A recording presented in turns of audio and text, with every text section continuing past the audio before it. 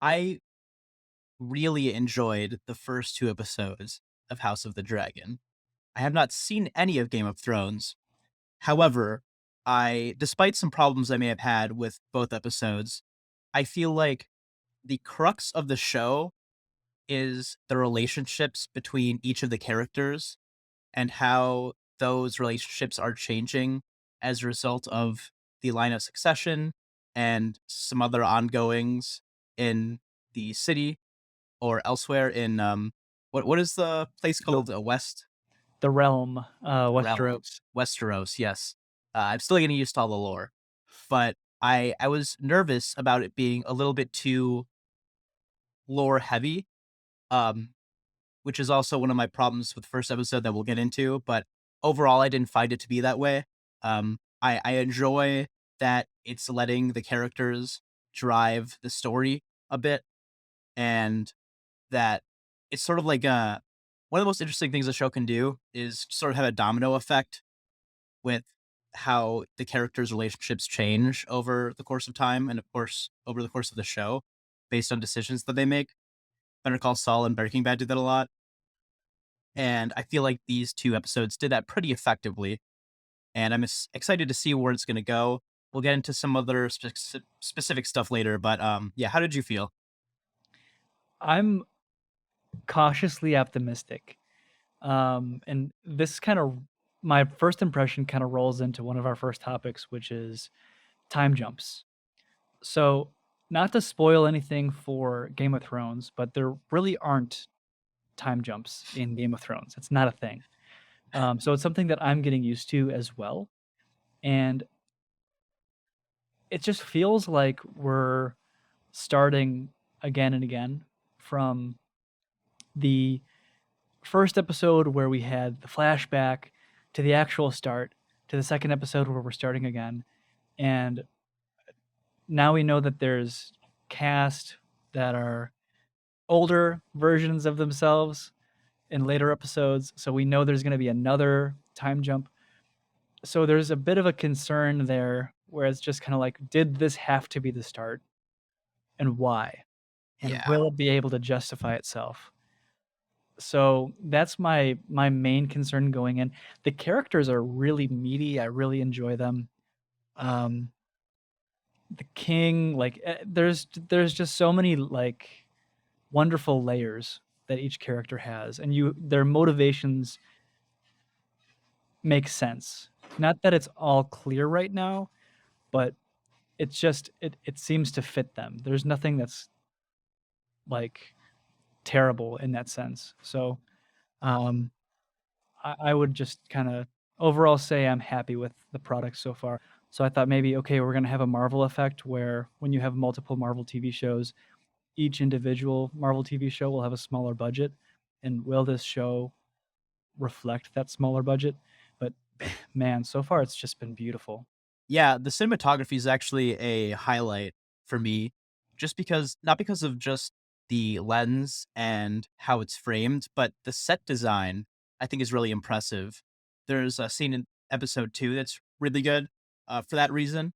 The problem that I have with the time jumps, it's less like we keep starting over and over. That is actually a problem, but it's not so much that I'm gonna miss these actors. The actor's doing a great job for the characters that are going to be changing, but I feel like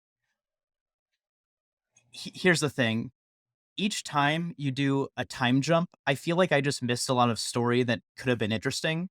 Like, I just don't see I get that this is based off of a book or stories or whatever, but I feel like at the end of the first episode and at the end of the second episode, I was just kind of expecting it to be like the next day or something in the episode after that. I feel like the writing can lend itself to continue the story for a few episodes after that. You know, with I think with like characters when they do something like, oh, a character's pregnant, and then it's like, okay, well, you have to see the kid, which we know is happening. Um, I don't know. I feel like you could just show them, in their journey or develop the characters over time. Um, based on the end of the second episode, we know how that ends. it feels like there's a few emotional ways that can go without doing a flash forward. So to me, it just seems unnecessary.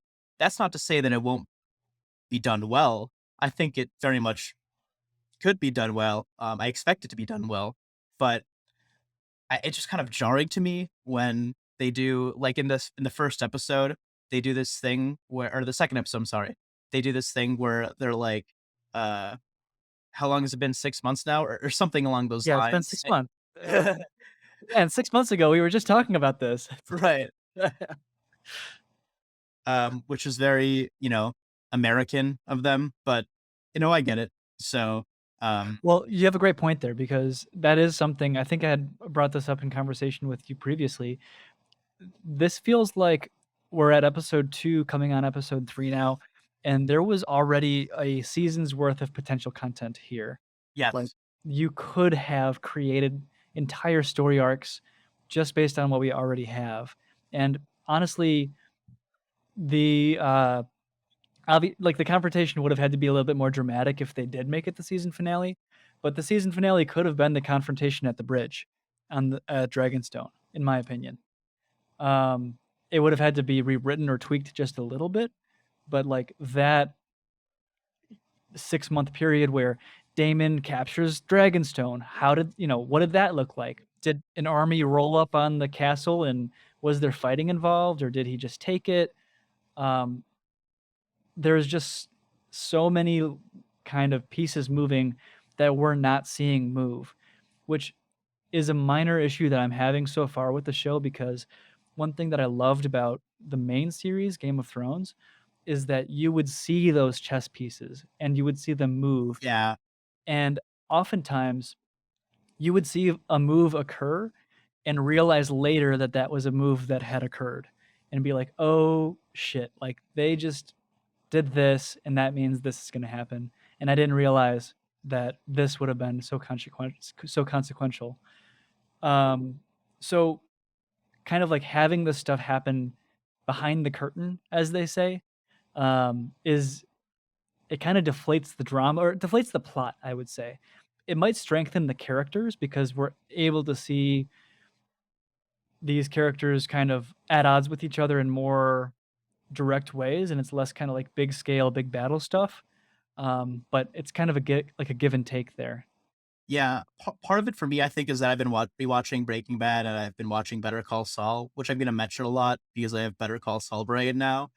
But those shows don't really miss a beat. They pretty much show you everything, and Mhm. it's weird because all of Breaking Bad, all of it, every inch of it takes place, aside from some flashbacks, but all of it takes place within 2 years. And after this episode, we've already got through that in this show. Mhm. So it's like so weird to me that, you know, just because all the characters to me feel so dynamic. It feels like Damon is primed to change over the course of the next year. It feels like Alicent is primed to really change over the course of the next year. The King, um, Rhaenyra, the Queen, who never was. All those characters feel like over the course of the next year after, or 6 months or so after the first episode and however long after the second episode, it feels like they're ready to change immediately because of the circumstances that have just occurred. But we're, we're not going to see their development until later, which is strange to me. Yeah, I mean, and that's what's great too about these characters is because they are primed to make decisions that are meaty. Like from Damon backing down from Rhaenyra on the bridge, like that was such a meaty character decision for him to do that. Uh, like it's prime. It's just prime real estate right here.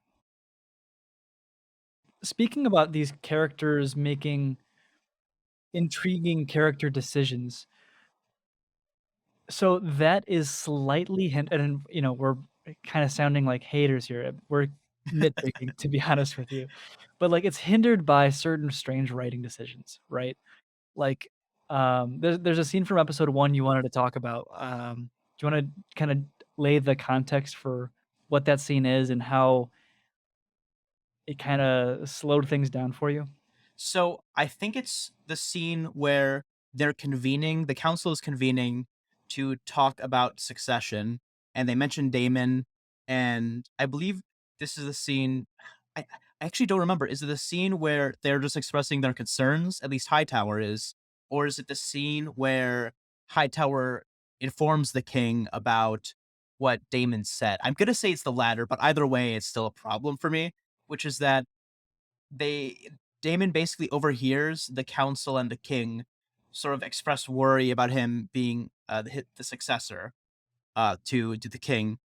I believe this was when they're telling him about the um, the brothel situation, where Damon went to the brothel and then referred to the king's son as the heir for a day.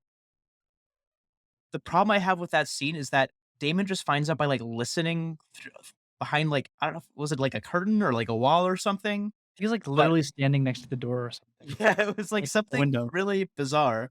But for me, I was like, this is so weird that they just that this was like the most clever thing they could come up with. Like, there's no this is the king of this place, and he doesn't have like security guarding the doors, making sure that nobody can hear this top secret information or this very highly sensitive information that they're discussing matters of, you know, Well, politics. it's a missed opportunity if anything, right? Like, they later go into, the Valerian guy. What's his first name? Something with a C? Cir Cyrus or Silas or something? I don't Cyrus? know. So, it was a missed opportunity, say, for example, to start to show his allegiance to Damon by having him Yes, be like a spy or something where which they he did would be anyways in the privy, second right. episode. So he would be privy to that information, and maybe he would pass a note to Damon and tip him off, as opposed to Damon literally just standing there. That's a little bit odd to not show, those character dynamics when you have the opportunity to. Right. Yeah, that was that was super weird to me. Um, I mean, it's nitpicky, but it's still like something that's like, wow, I'm kind of surprised that a writer's room didn't, tap somebody on the shoulder and say, hey, you should probably change this, you know? Yeah. Um, but the one thing about that first episode, that's probably the one scene that I was like, oh god, I kind of cringed at that. The other thing that I didn't really like was there was a lot of exposition at the beginning and in different ways. There was like narration, there was like text popping up on the Mhm. screen, and I felt like it made the beginning feel really slow. That's not really it feels like I mean, the show obviously has a lot to set up, for people who did and didn't watch Game of Thrones, so I understand why they do that, but it did still kind of, like, hold it back for me, and then it took me, like, 15, minutes to get really into the episode, um, but other than that, I kind of I don't know, how did you feel about the, birthing scene? Because this is a scene that I'm kind of torn on because on one hand, it's really gripping because it's so tragic and so painful to watch that it's just it's very compelling. But on the other hand, I feel like it's almost too painful to watch in that it's just kind of unnecessarily gruesome. It's like more gruesome than something you would see in like a Saw movie. And I was Right. kind of took me out of it a little bit. Like I was literally like covering my eyes and like, huh, I don't know. Like I feel like some of it could have been left implied. Um, and partially kind of felt like they were trying to meet a running time. So this is, I mean, honestly, I loved the scene because it was white knuckle for me all the way through, and it kinda just is an introduction to this world to show us, like, this, um this story is gonna be brutal, gruesome, and fucked up, and we're gonna show you all of it. Like, I feel like the birthing scene is like a metaphor for the series in general, where it's gonna be high quality, it's gonna be dramatic, you're gonna have multiple stories going on at a time. It kinda cuts between the, the tourney and back to the birthing scene, and man, that shit was just like, ugh. Yeah, it was pretty I fucked. I forced myself to watch the whole thing. I didn't close my eyes, and my hands were literally gripping my couch. Like, I think I literally had white knuckles. But my main criticism of that scene is I don't know where the show is going, so I can't lay into pacing too much, but I think that this could have been a great moment for if they gave us more time with the characters in episode 1 and really learned about the queen, because we really don't know her all that well when this is happening. Um, Right. so I think that if I knew her better as a character, then it would be more challenging to watch. And by the way, so she's the king's cousin, I believe. The queen Yes. was the king's cousin. They try to keep it in the family. So they keep it in the family. Um, and that's actually something that I found out after the episode was over because I just didn't know that. I don't know if I missed a line of dialogue or what, but like, or I don't know how that information even gets out. If it's just people that are aware of the lore of this time period that are just like posting it online. It's kind of implied anyways because they do want to marry within the family to keep the bloodline pure. They do both And have white hair. yes, they do both have white hair. They he attempts to marry another relative, or he inquires about marrying another relative in the second episode. Which, by the way, this king comes off as very weak, Mhm. very kind of indecisive, and somewhat guilty. I mean, part of him naming Rhaenyra his new heir in the end of the first episode, um, I think it's due to his guilt that he has for killing the mother. Which, by the way, I think it's hard because it's like he's probably torturing himself because of that, but he was given a philosophical choice, which is either both of them die or maybe the kid lives. And the only real decision to make there is, do I want to see my wife suffer? Because it's not like they have medical technology to like numb her at all, or, you know, make her pass out, force her to pass out while they're doing it. So it's basically just unmitigated torture what they do to her in that scene. But I enjoy when shows make an effort to make the characters different in different ways. So the king being not a typical king and not being super similar to Rhaenyra or Daemon or anything like that, I think adds to the story in Well, quite an interesting way. so like I'm watching him after episode 1, I'm watching him get celebrated for choosing his daughter as his heir. And I just was so kind of put off by that. Like, he is such a motherfucker. This guy is so terrible. Like, he is only choosing his daughter in that scenario because it's the last decision that he can make. You know, he's not gonna give it to his brother because his brother just spoke ill of the king and spoke ill of the prince. So Right. his hand is literally being forced in choosing his daughter as his heir. And now, it's kind of like this. Obviously, it's a dramatic moment in the realm because it's kind of spicy that he would choose a woman heir, um, which probably won't even come to fruition. He probably will have a male heir before she would ever be in line of succession, of and real chance of getting the crown. So it's just kind of like it comes off as overall just kind of maybe two faced or kind of backhanded in a way. I mean, I don't he's know. naive about Damon as it is, because in that first episode, um, he isn't even he doesn't even see it coming when they tell him about what he said about uh his son. Right. So it's like he's caught off guard by it, which he's Hightower, as manipulative as he is, he's so vindicated about what Damon does. Because there's a scene in the second episode, which probably get into the Dragonstone Bridge scene because that's a really good scene, but this relates to that because when Hightower's informing the king about, Damon stealing the dragon egg and wanting to get married and have a kid with the I forgot what her name is, but the whore as they call her. Um so first of all, that scene was shot on a volume stage, right? Did you Oh, know that? really? No, Yes. actually, I didn't know that, which is great because my brain has been getting tricked by or failing to get tricked by volumes recently, so I love to hear that.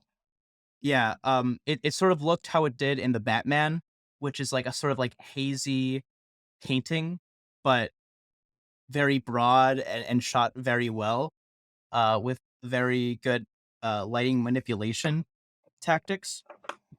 Okay, but what I was gonna say about Otto is that when he goes to tell the king about that, he sounds like he's lying, doesn't he? Like he sounds like he's Yep. bullshitting about what Damon actually did because I what was Damon suspicious. yes, when they get there too, like Damon this is what I was trying to like think about. Damon doesn't even look like he's guilty at first. Like he does, you don't see the egg. You kind of assume that like something's going on. And even when he tells the king, he tells the king to stay behind, like sort of randomly.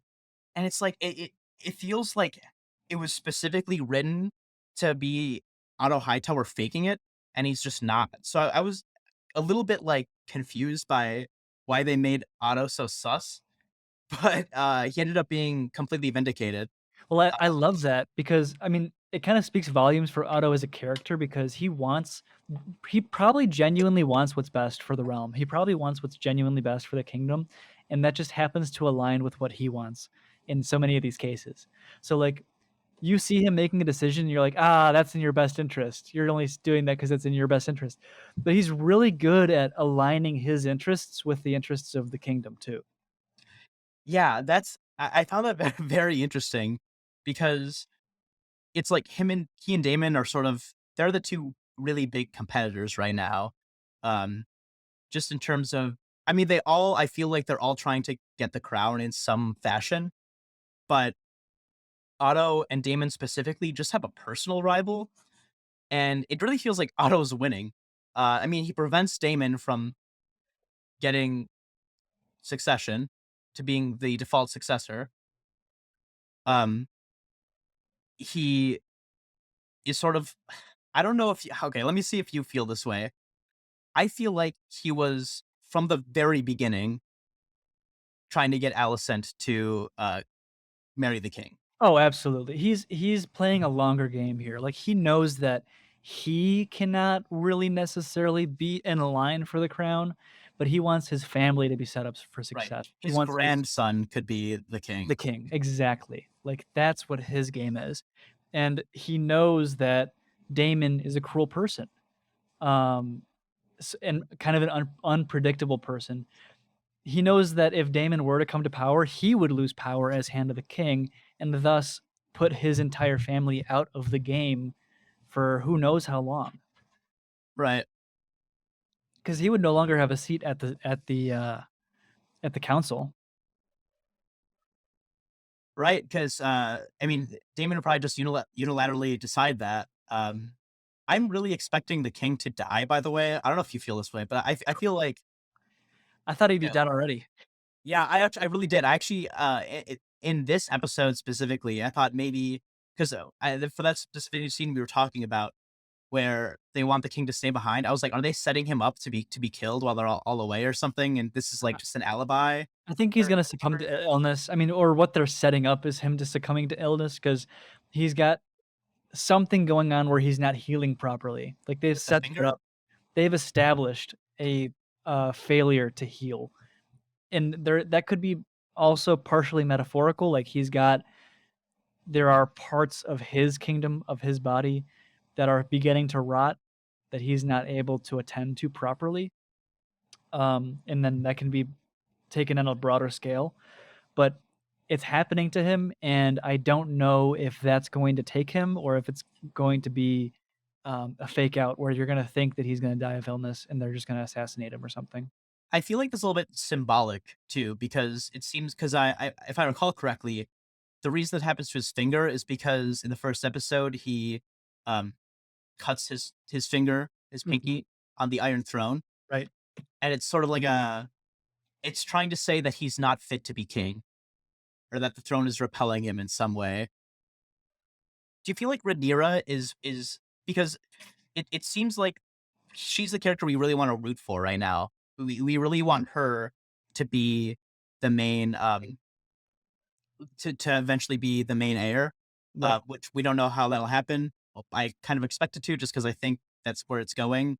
Um, I feel like each of those characters that they've set up are kind of designed to be a little bit more intuitive, a little bit more prepared for the throne than the king. Allison has, or not Allison, um, Rhaenyra, Rhaenyra has an idea in the second episode to use the dragons to go after to back up the party. the forces. Was it you mean like the forces She's around she's Crab backing up. Feeder? Oh, I thought you were talking about backing up the Hightower on his, confrontation with Daemon. She does do that, but I think at the beginning of the episode when they're all convening about uh Oh, which when she's the cupbearer. yes. Is it Crab Feeder or is it Crab Maker or something? What is it again? Crab feeder, I think is I his think name. it's Crab Feeder. But they're talking about Crab Feeder and all the problems they're causing and how like they're fucking up ships and shit. And she suggests that they use dragons to basically extinguish the problem or something Right. like that. Well, so then, I mean, this is what I'm trying to get at in terms of like the rot idea. Like, for example, obviously, I was referencing earlier crab feeder as one of those symptoms of rot within the kingdom. Why is that important? Well, because he's really pestering the Valerians and their fleet, and the Valerians and their fleet are the backbone of this whole kingdom right now. So, for him to allow this to continue is rotting at the kingdom.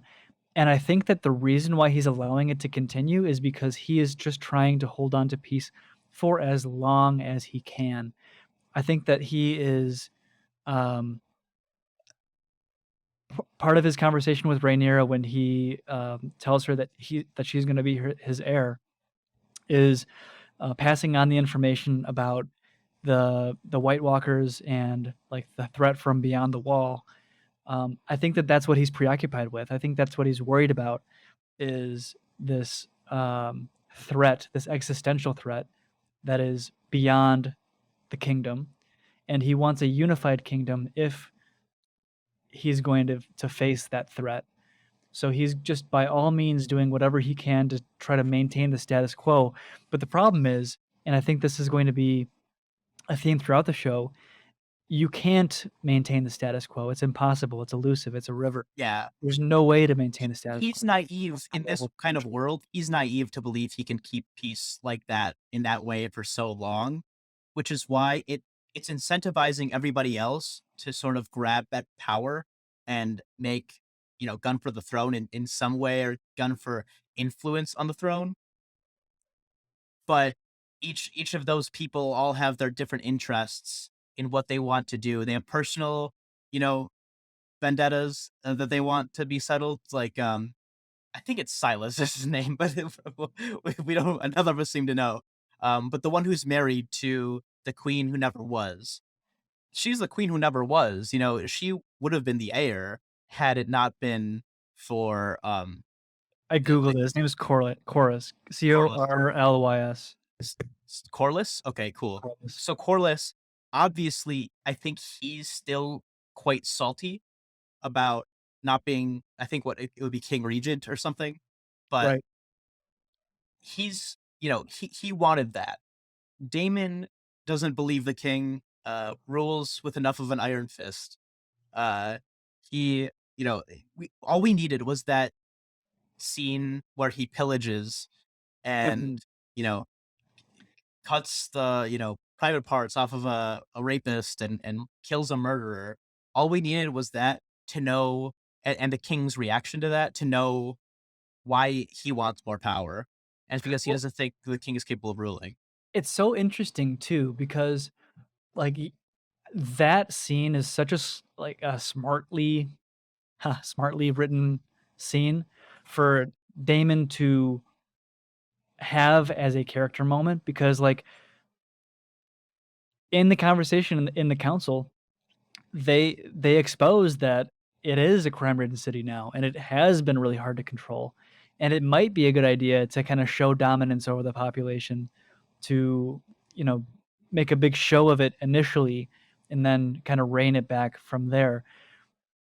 there is an argument to be had that Damon made the proper decision there and executed it in a way that was brutal and gruesome, yes, but also might have been what was best for the city overall. The impression that I had watching it was, okay, here he's gonna be judge, jury, and executioner, so we don't know if he's really getting all of these thieves and rapists and murderers or if there's innocence involved. That's what I was worried about, but the effect is the same. The population sees that there's now a police force that Damon has started. Damon initiated this police force. This is the police force that, you know, uh, that he called to muster.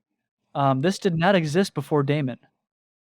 And So there's some separatism there too, because he goes to Dragonstone, and it's sort of implied that he kind of creates his own, like, mini kingdom almost. Like, he has, defectors, people who are, his militia. well, But those are his regiment. Those are the, yeah, but they peacekeepers. criticize them, like, Otto, and calls them out for, Right, going against the crown, basically, because that's what they're doing. right. So I Well, think that is super interesting. but Damon makes a worthy argument where he's like, "Well, this is my regiment and they're under my command. They're under my direct command, so they have to do what I say," you know?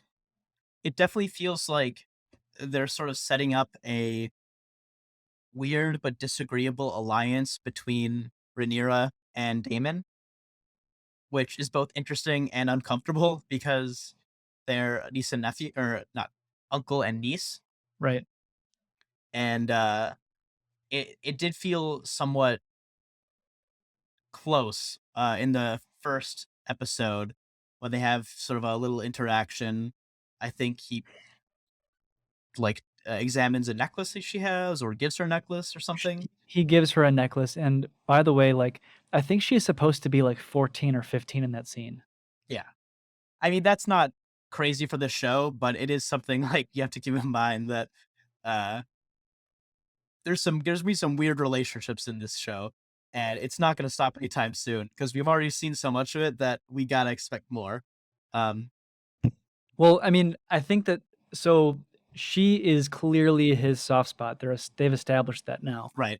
from the, He like, also respects her, confrontation I at think. Dragonstone, and I think rightly so. I mean, her decision to fly to Dragonstone was so, just respect worthy. Like, that was a leadership decision that she overrides the king. She goes against his wishes. She knows that he would never agree to that.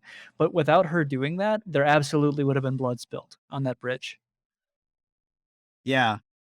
Um, that is such a good scene. Uh, Even from the point of where she brings the dragon in, because initially I think that I was kind of caught off guard, or at least I was expecting the scene to go a little bit further before Rhaenyra kind of Deus Ex Machina the scene. But what's interesting about it is that she's just able to diplomacy her way out of a battle, and it almost felt like, what I thought was going to happen initially was she was going to go back, and she's going to expect the king to be mad, and he wasn't going to be mad. He was, but it was still sort of a situation where it's like it's better to ask for forgiveness than permission. Well, especially Um, with this king, right? Because he's such a floppy foot. Like, yeah, he's kind of a pushover. He kind of is. yeah, he's such a pushover. So, like, she knows that there's really not gonna be a consequence, even if he is pissed. Yeah. Um, what a scene. So there's something we should talk about this show. It's been renewed automatically, or at least very quickly, for a second season. Right. Well, it was a record-breaking HBO premiere. I think the viewership on this premiere was It was like 10 million. higher it was higher than any other premiere of an, HBO original show. Yeah, and I think the second episode, which is the second episode, got more views, which is kind of weird. Well, Makes me think. it shows strength for the, series, so Yes. I know what you mean, how that's strange. Um, but That uh, means that there's more rewatches. yes, that's true. What I think is that I know that there's could be two seasons at least. I don't know. Game of Thrones was 8 seasons, right? Game of Thrones was 8, yes. It seems like to me this is the type of series to only go maybe 3, 4 seasons. Um, that's obviously such a huge assumption to make based off of, like, 2 episodes, but at the pace that they're doing time jumps and everything, and sort of what they're setting up, and I mean, I'm not sure. I know some characters from Game of Thrones, like, I know there's Daenerys Targaryen and everything, like, I'm sure that there's a lot of lore that is explained from the past in that show, so I'm just not sure that there's enough that they can do that's not going to start getting intertwined with stuff you already know the end of Well, in so Game of Thrones. if Plus I all the other spinoffs they have going on. if I could jump in really quick there, just like note, I don't necessarily think this is going to be a Better Call Saul situation where you're going to lead into Game of Thrones, because remember this is happening 200 years Oh, before Game of I Thrones. don't think it will be. I'm just saying that there might be a lot that people who did watch Game of Thrones know Right. about the Targaryens and the house that it'll be hard to just do. It'll here's the thing, if they do 8 seasons of this, there might be stuff that happens that they'll have to make up to where you'd be like, "Why didn't they mention this in Game of Thrones?" So it'll be like a prequelitis situation. That's the thing that I'm kind of like that makes me believe that, okay, this is probably gonna be a shorter story, maybe 3 or 4 seasons.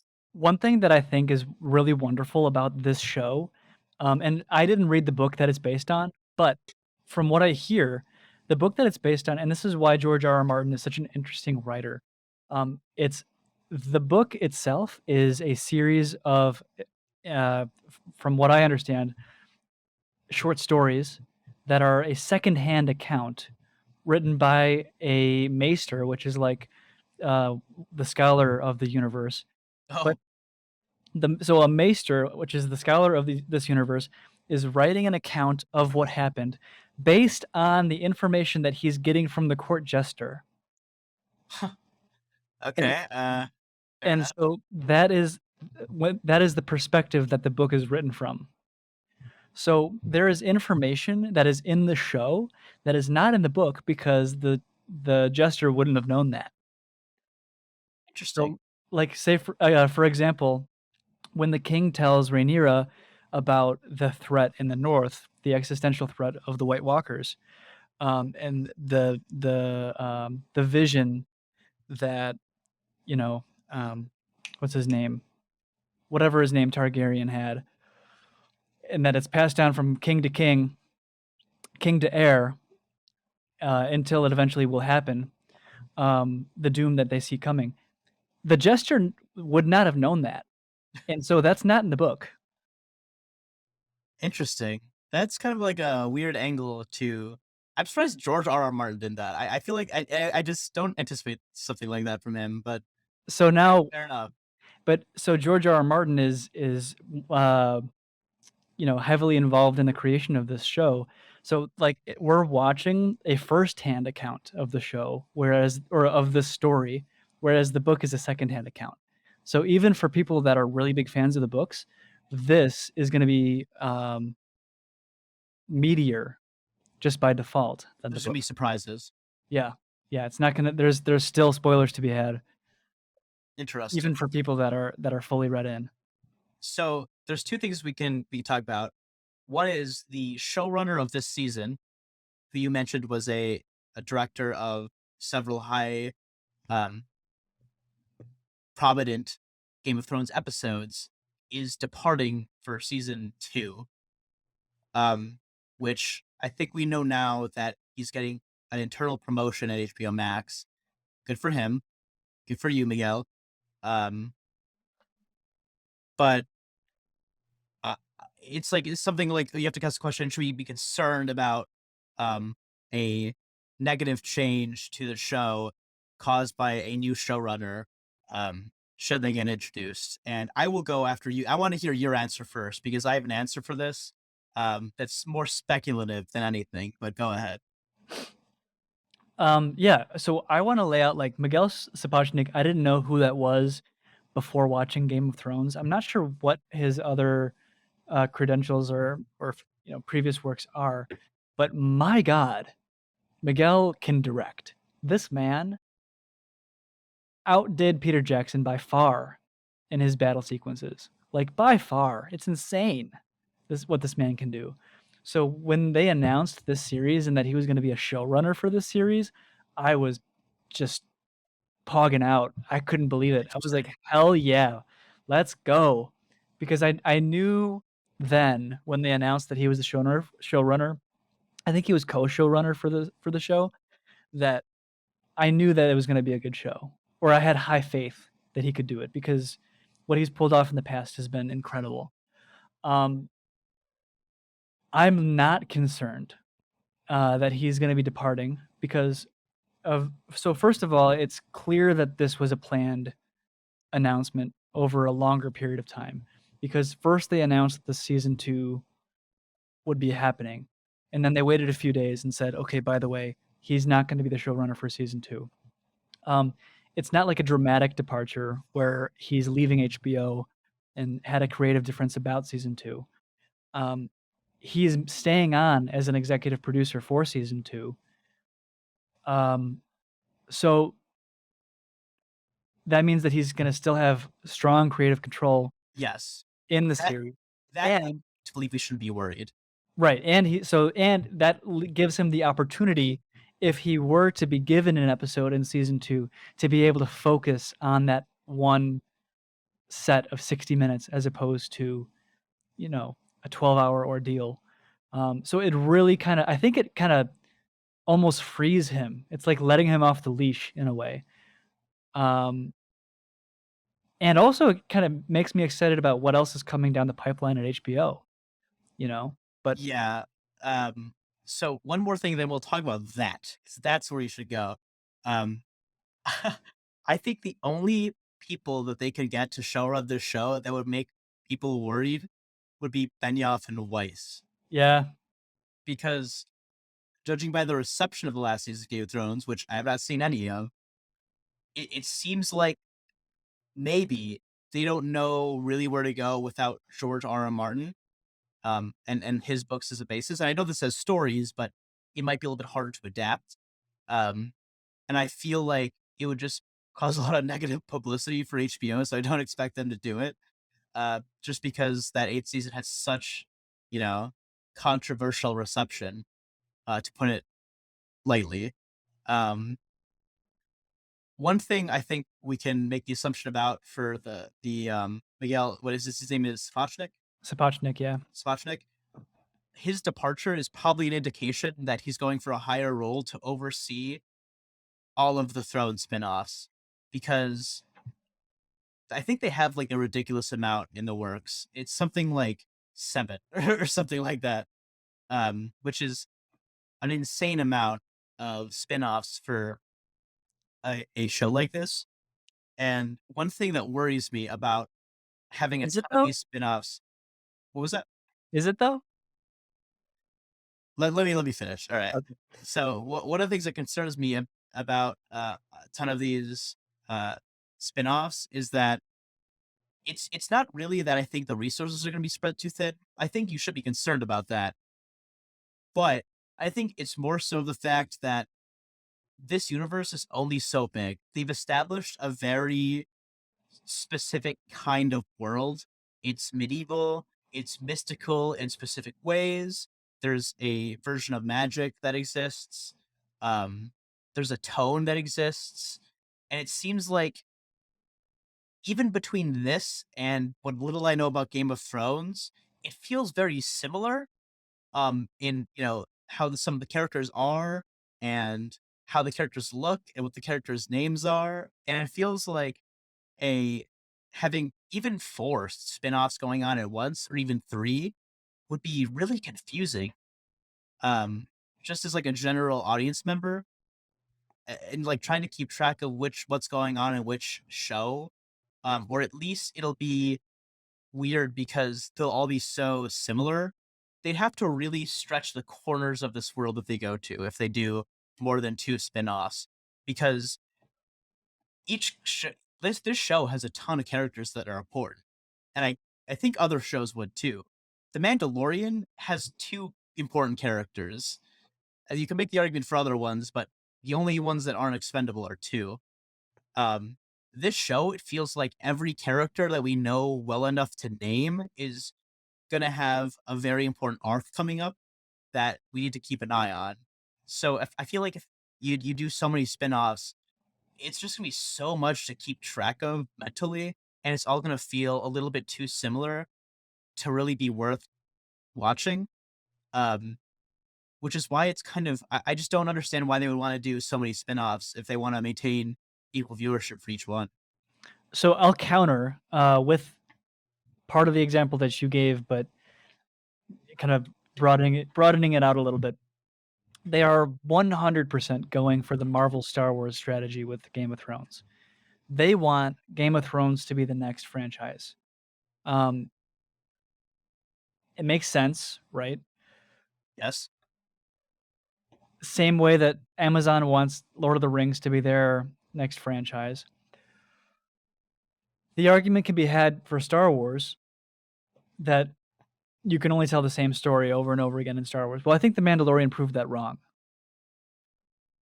You know, the Star Wars, my criticism with Disney Star Wars is that they keep on retreading the Empire versus Rebel story.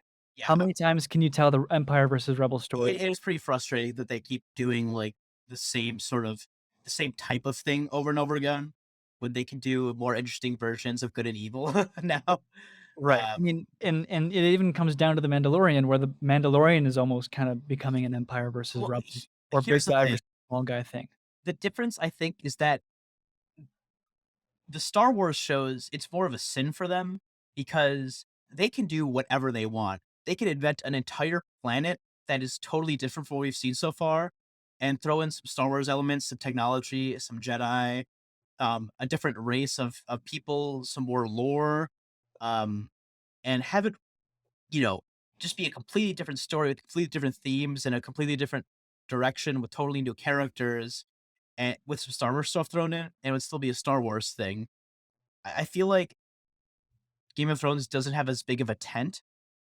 And I would agree because with Marvel, Marvel has a larger tent than the both of them because Yes. Marvel can do things that are in universe, but also just vastly different, whether it be Spider-Verse or She-Hulk, just everything from a different tone to a different genre, you know, all of the different movies. That's one of the main things that is so impressive about the Marvel Cinematic Universe is each of these movies are all a different tone, going for a different thing, and then when they bring them all together, it still works somehow. Right. They're able to unify the tones somehow.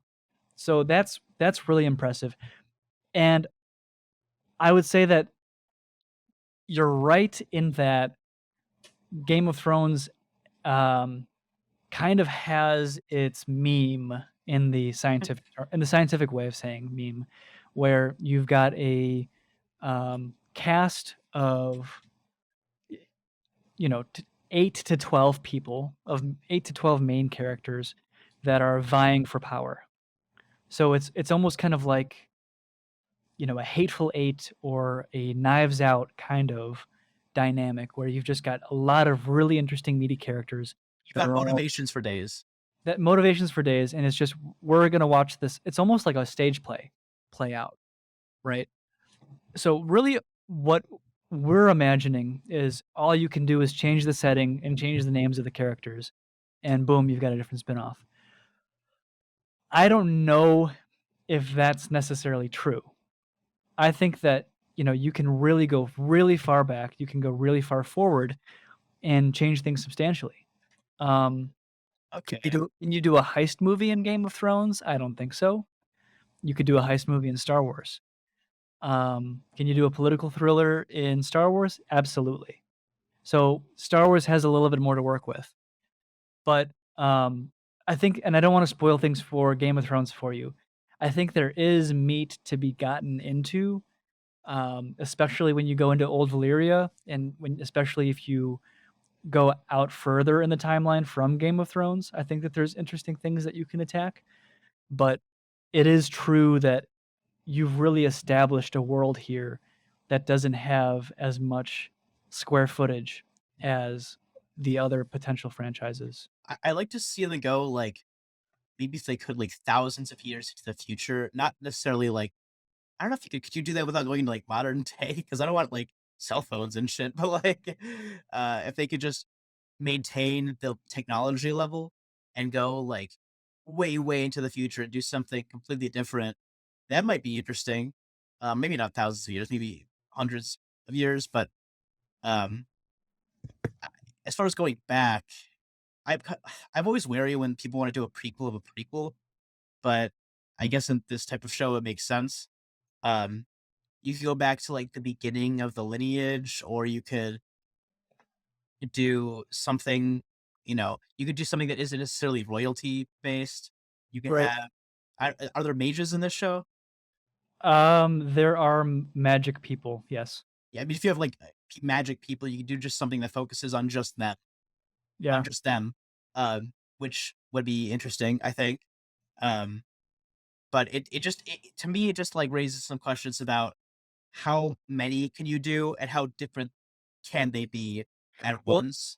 the further back you go, it seems, the more you can delve into the mystical, magical side of things, you know? Right. So, do be that as it may, like, do with that as you will. But what my point is I think that there is room for a few different interesting shows from this. By the way, and this is kind of a random offshoot, it's off topic as fuck, but I need to say it. I feel like I gotta squeeze this in. Did you notice how episode 2 had an intro sequence and episode 1 didn't? Yes. Alright, so I actually when I saw episode 2, I was like, "Huh," like, I must have been, like, looking at my phone or something when that happened in episode 1, but then I went back and I looked and it wasn't there, so I was like, "Okay." Okay. Like, did they, like, did it not render in time? Like, were they wait like, was it not delivered in time and they just had to, like, go without it? Like, They were just like, "Oh, we're already 2 minutes past an hour, we gotta just cut it for this episode, it's the pilot, who cares?" That might have been it. no, I think they literally, I mean, I don't know, this is maybe a little bit disingenuous, but they might have literally just not received that file from the production house that was making it. Like, they might have literally not had it fully rendered yet, or it might have not been complete yet. Yeah. And then they're just like, "Fuck, alright, we already announced that it's tonight. We gotta just roll it. What are we gonna do? Alright, just throw a card up there, okay?" Yeah, to me, it makes sense to use the same theme from Game of Thrones too, because the this show is obviously very,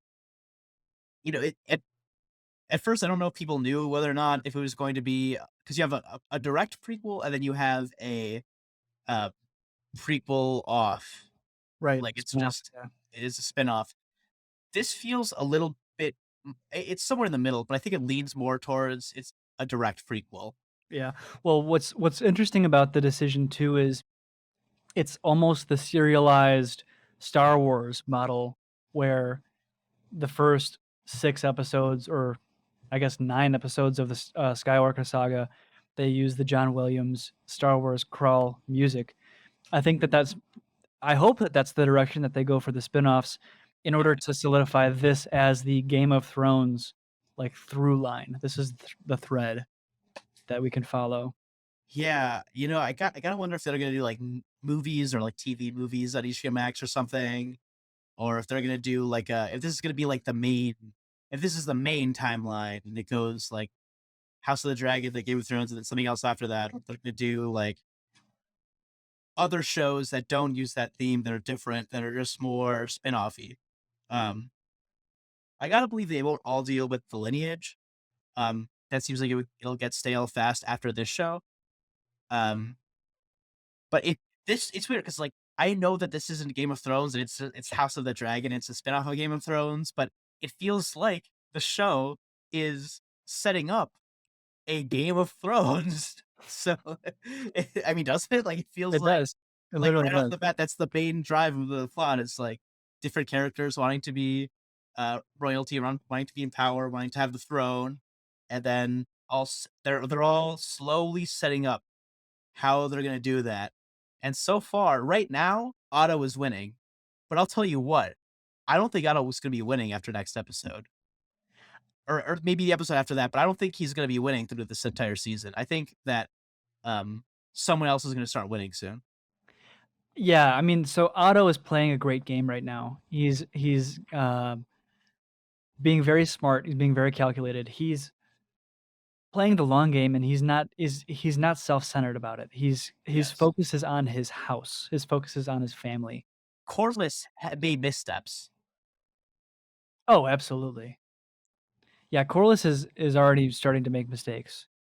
Um, it's hard to tell what's gonna happen, right? I mean, I think that Alicent is going to get pregnant with the king's baby, that, the king is going to die, that she is going to become the queen regent.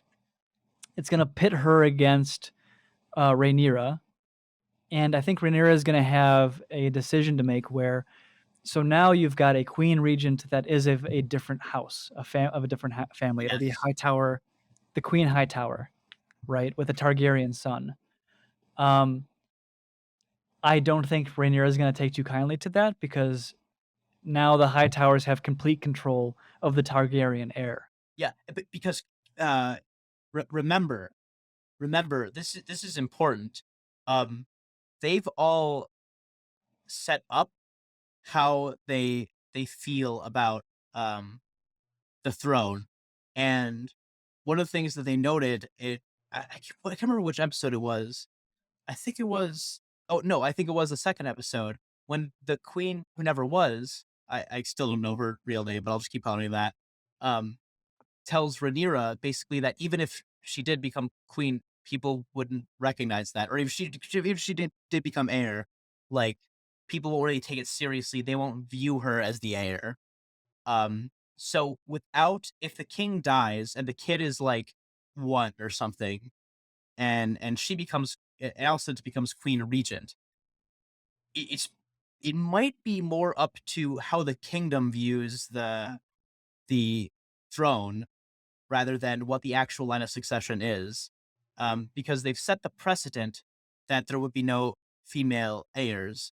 But she technically is the default heir right now. Rhaenyra is. That might change if the king has a son, which that's what they're setting up clearly. Um, but I think that it's gonna be create a more complex situation than who does the king decide is the heir.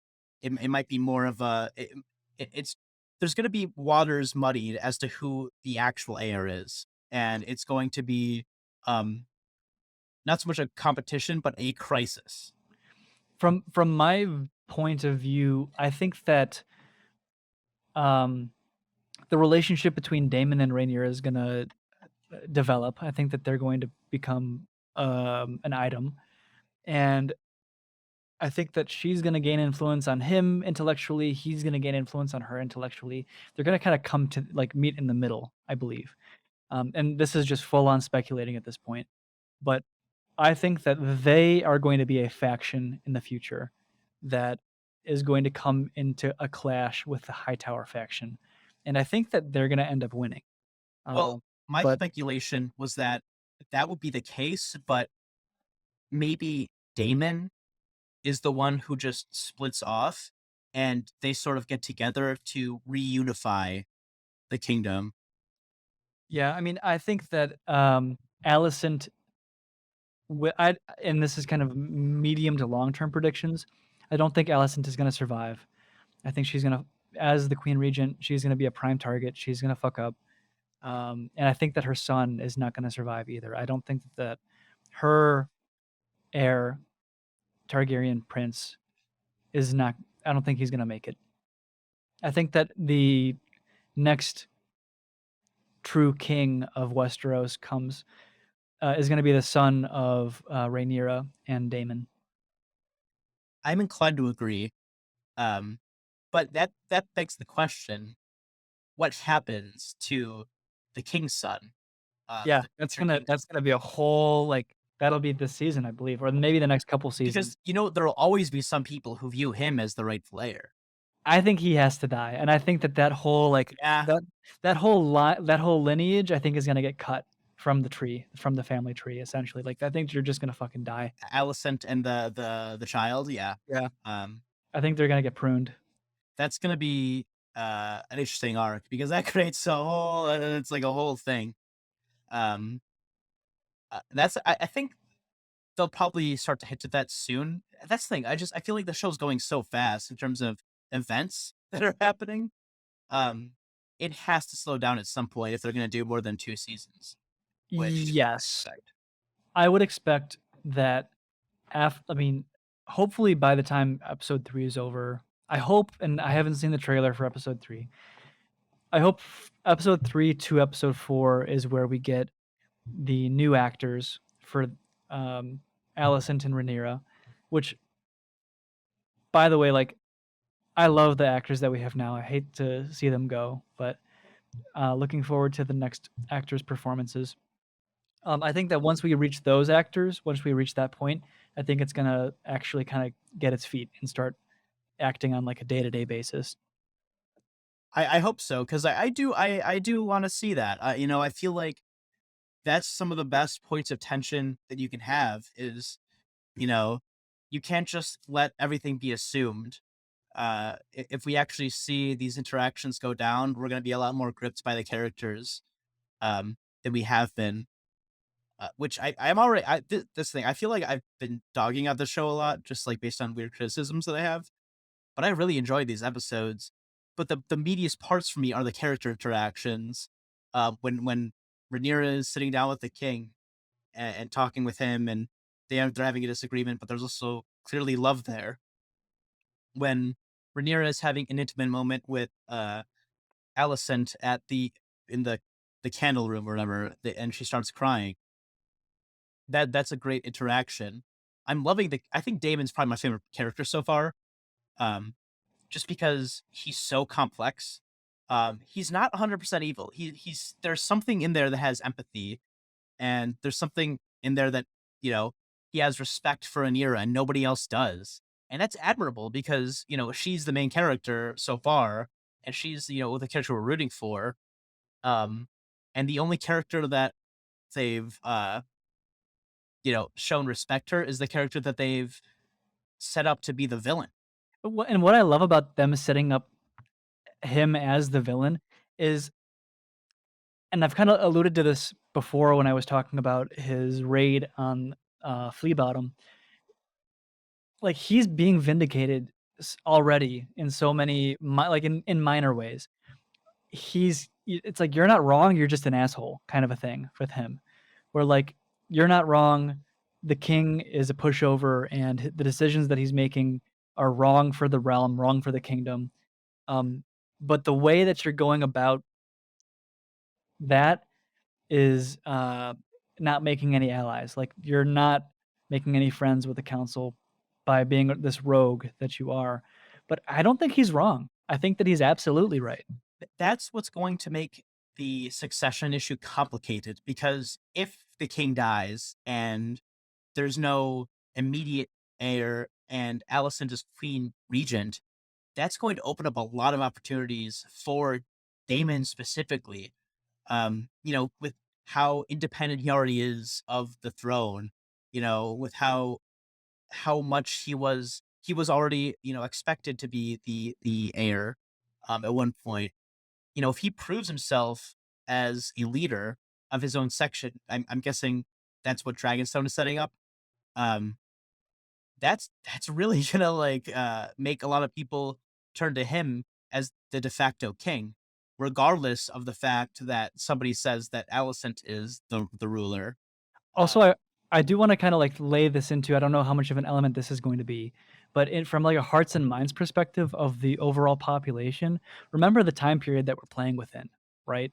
Like, there's not the internet. These people don't learn things super fast.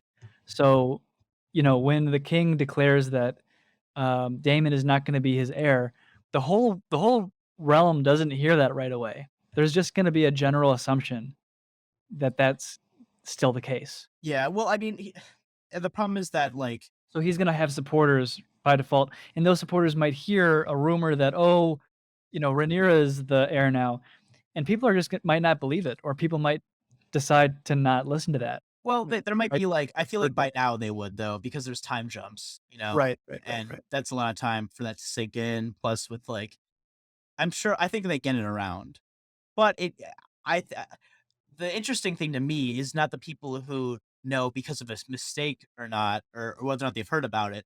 But for people who are like, there really is no clear leader, and who do I see as the sort of like a proxy democracy? Like it's Well, like and what I love too is like when Rhaenyra pulled up on the bridge, I think that Otto Hightower obviously had no respect for her at first. When she was walking up, especially, he was like kind of throwing shade her way already. But by the time she was walking off, I think the way that he looked at her, like she gained respect with him, and I think that that's going to be in her favor in the future. yeah, I agree too. Um, I'm interested. I don't know. I want more interactions between different characters and one another. Um, because we only have so many scenes so far. You know what I mean? Scenes take a while. Um, but I'd like to see a scene between Rhaenyra and Otto, or something, or a scene between. I don't think we've seen a scene between the queen who never was and the king so far. We've only Right, seen like the one where they're trying to coax him into marrying their 12-year-old daughter. Which, by the way, I think is because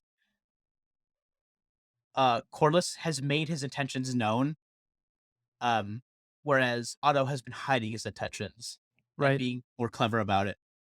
Yeah, I think the one of the biggest reasons why the king didn't choose Corlys's daughter is because the king didn't want to have the impression that he was being steered in a certain direction, or a power play was he was losing to a power play in any Which, way. which is pretty funny For when you once, think about it, dominance.